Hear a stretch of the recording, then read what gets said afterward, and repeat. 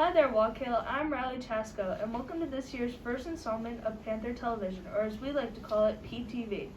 This year, we plan to bring you stories about our school and community. We want to keep you informed and entertained as best we can in these crazy times. For this episode, let's kick it off with Megan Javier and her new segment, Cooking in Quarantine. Welcome to the first episode of Cooking in Quarantine. Today I'm going to be making an autumn-inspired avocado toast, which you can have for breakfast, lunch, or even the best snack. The first thing that you need to do is wash your hands. Now, the main ingredient in the avocado toast is the avocado, so make sure that you have a nice and ripe avocado that's not too mushy and not too hard. You can also use a little bit of an onion or a shallot, but this is not a mandatory ingredient. Since this is an autumn-inspired avocado toast, I will be using an organic pumpkin bread. But if you do not have an organic pumpkin bread and you can't find one, a multi-grain bread will work just as fine.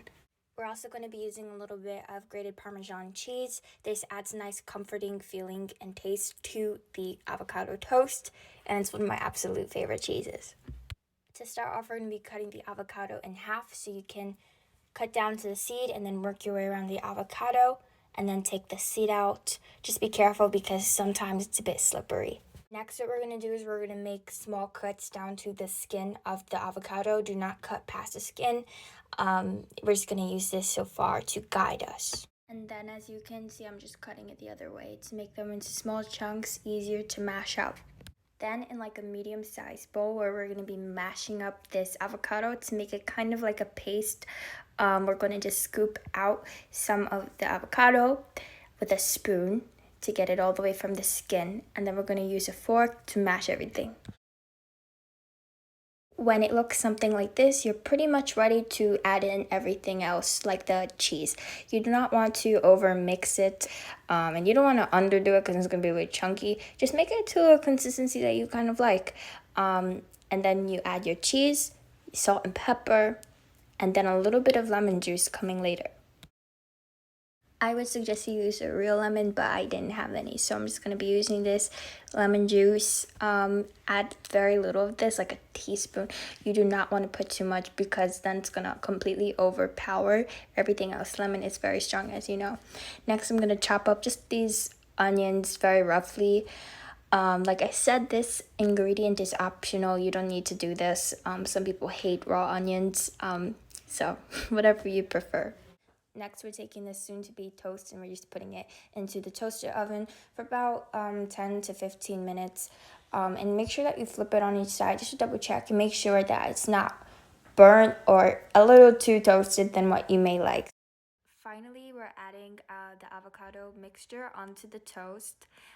And then, this is optional, but just to make it also look pretty, we're adding a bit of the Parmesan cheese and then a little sprinkle of the nutmeg spice. It is a perfect addition to this toast because it adds an extra autumn flavor and comfort to everything.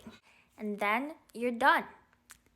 I hope you enjoyed this recipe and I hope you loved this first episode of Cooking in Quarantine. And I hope that you get to try the recipe and enjoy it as much as I did. That was delicious. Thanks, Meg. Next up, we have Alana Martinez bringing you this episode's fun fact. Take it away, Alana.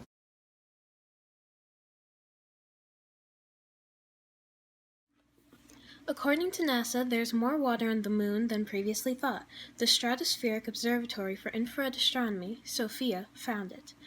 The water is believed to be distributed across the moon's surface. NASA believes this will help astronauts with future missions to the moon. The picture up here is a picture of the water they found on it. You can see the particles that are shown. And the plane is how they found it. That is the machine, SOFIA. Thanks, Alana. Lastly, I had the opportunity to interview our new Spanish teacher here at the high school, Mr. Carlos Mercado. Hi guys, I'm Senor Mercado or Mr. Mercado. So I'm the new Spanish teacher over here at Wakale. So it's my first year and I'm excited to be here. Yeah, so I was doing Special Olympics. I don't know if you guys know that I was working with students with special needs.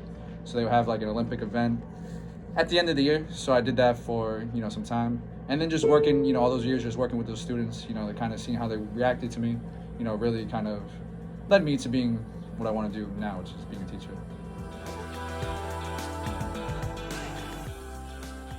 I went to SUNY New Paltz. Well, first I started 2 years at AC because I had like a program for teachers.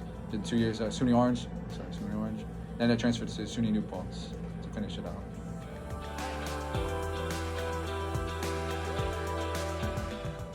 I've been around the area. So I was born in Queens, but I moved from Queens, New York up to pretty much New Windsor. So yeah, I've been living in like New Windsor, Newburgh area for pretty much my whole life. This is my second. Okay, where did you work before? So last year I started in November. I started in Florida, the Florida Union School, Free School Districts over in Florida, New York. Well, pre-COVID, I was doing a lot of, flag football. So every Sunday I would gather with my friends and, all their friends. We play in Middletown. We would play, pick up flag football. And they actually have like an official league through Orange County. And, so I did that as well. And then, I'm always going to the gym. I'm always outside being active in some way, shape, or form. I'm always out and about. And then I spend time with my son, obviously. I'm hanging out with him when I have him.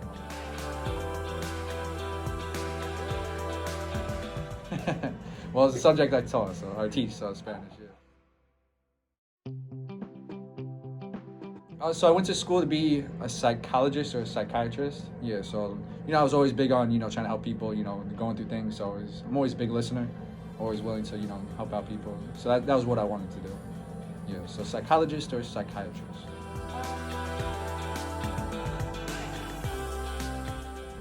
No.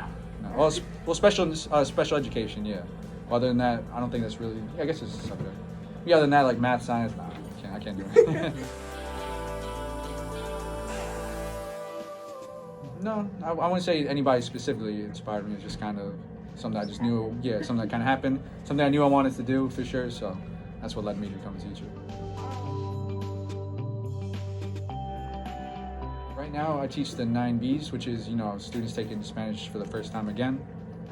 So like beginner Spanish, and then I also teach Spanish 1 for 9th graders.